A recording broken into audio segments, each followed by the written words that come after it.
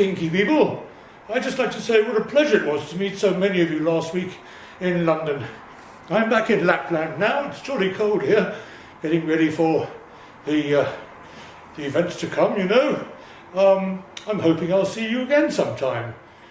I was very pleased to meet many of the stall holders and see some of the interesting goods they have on offer. I'm afraid I even may have bought myself one or two things. I won't be more precise than that, but let's just say if Rudolph doesn't deliver all the presents extremely well, it won't be just his nose that's red. So, ho ho ho, have a fabulous festive season and a great new year, and I hope I'll see you in December 2025. So goodbye everybody, bye bye.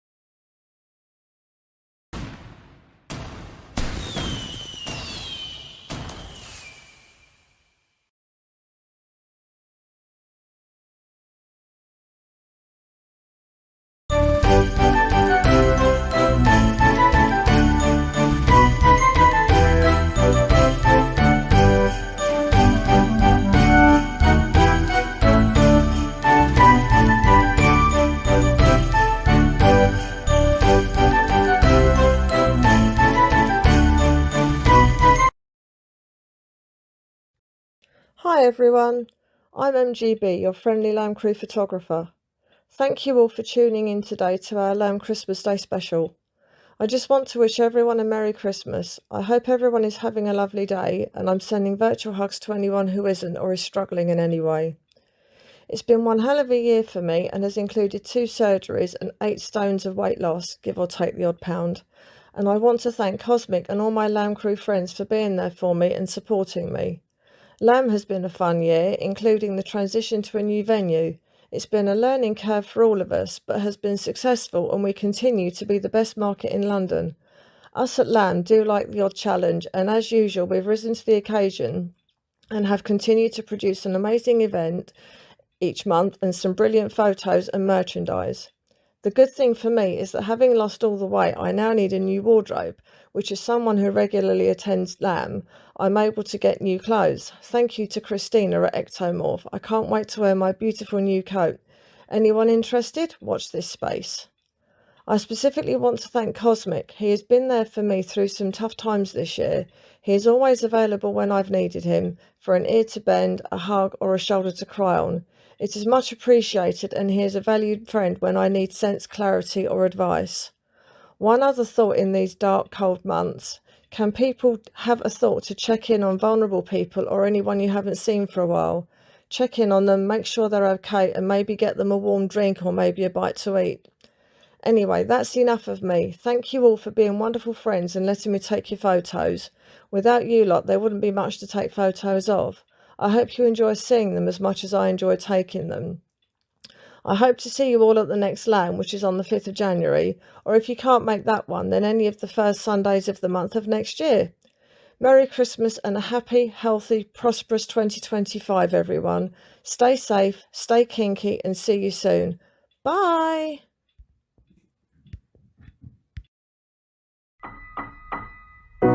It's the most beautiful time of the year. Lights fill the streets, spreading so much cheer. I should be playing in the winter snow, but I'ma be under the mistletoe. I don't wanna miss it on a holiday, but I can't stop staring at your face. I should be playing in the winter snow, but I'ma be under the mistletoe.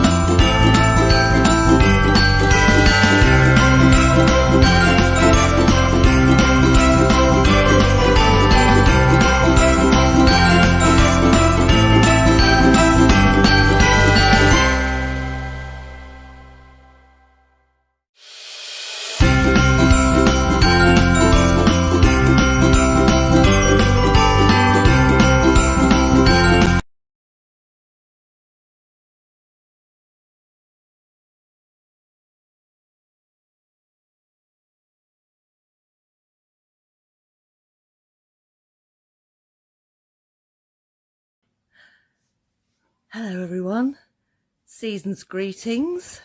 Hope you're having an absolutely wonderful day. This is the Lamb festive live stream coming to you all the way from, well, wherever we are to wherever you are. And for this year's Christmas story time, I have a special guest, the wonderful Gloria Sink, who's going to read you a little bit of an extract from her absolutely amazing book, Swinella, which is published by DSW Books and available from me at Every Lamb on the Dirty Sexy Words bookstall. So all the best for the time of year. Happy holidays. Merry Christmas from Dirty Sexy Words. And I'm going to hand over to Gloria now. So take it away, hun. Swinella, a Hampden Town Tale. I could no more hide who I was than I could hide the snout in the middle of my face. Assigned male at birth, but assigned a pig girl by the fickle claw of fate, Swinella is a bestiamorph, one of a small percentage of people whose sexual predilections manifest themselves as animal characteristics during adolescence. Follow Swinella's curly tail as she leaves her small town origins behind and heads for Hampden Town, a kaleidoscopic London neighbourhood where teenage tribes, music, self-expression and sexual freedom collide in a dizzying whirlwind of endless possibilities. Set in a parallel world in 1983 with a supporting cast of catgirl dominatrixes, dogboy skinheads, witches, demons, rabbits and goats, Swinella is the filthiest, funniest and most heartwarming book you'll read all year. Hi. In the scene I'm about to read you now, Swinella and her very best friend Felina, who is a cat, are getting ready for a very special night out in Hampden Town. Felina finally emerged from her chamber. She looked stunning, of course.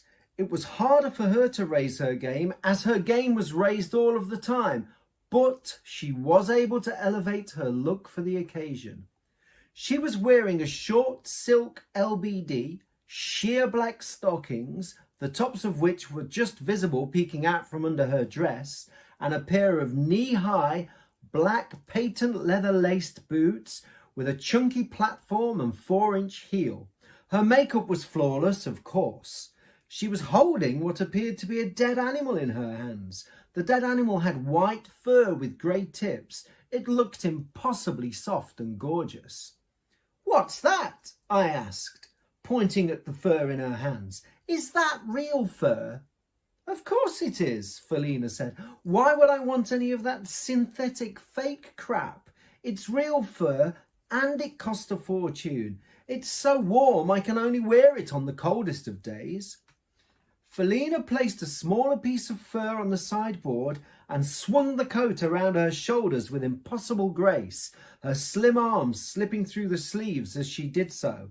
She picked up the smaller piece of fur, which I couldn't help but think of as the coat's baby, and pulled it onto her head. It was a hat, obviously, like a fluffy pillbox or something. She looked so good that I could have died right there, but I had to challenge her about the fur. "Isn't it, wrong to wear fur?" I asked.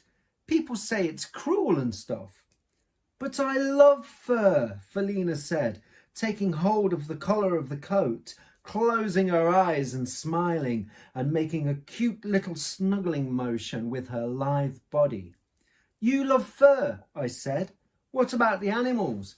Don't you love them?" "Oh, Swinella, how long have we lived together now?" "I'm a cat. I want furs from animals that have died in pain in cruel metal traps, alone, scared in the darkness. I want those furs to have been carried hundreds of miles across the Siberian tundra by rough, alcoholic fur trappers who have never known love. I want my leather to come from bullfights, ideally from bulls that have killed a matador and then in turn had a sword thrust through their black hearts. I want expensive whalebone corsets. It takes a whale a long time to die, a very long time, and I want the sea around it to boil and turn red before it succumbs to the inevitable. I want my waist cinched by the agony of a dying leviathan, its power and strength destroyed by my desire to reduce my waist by just a few inches. I want diamonds from mines where men suffer under terrible conditions for very little pay. I want pearls from the most dangerous waters where pearl fishermen regularly drown, pulled away by a vicious undertow, their bodies never found, their families distraught. I want fabric from dark satanic mills. I want silkworms boiled by the million, regardless of what the voice of Buddha says. I want to be clothed and adorned in pain and fear and suffering. I am, after all is said and done, a fucking cat. Blimey, I said. It's a good job you lot only make up 1% of the population, otherwise we'd be fucked.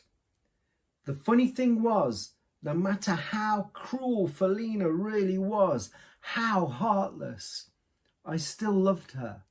That, dear reader, is the power of the cat.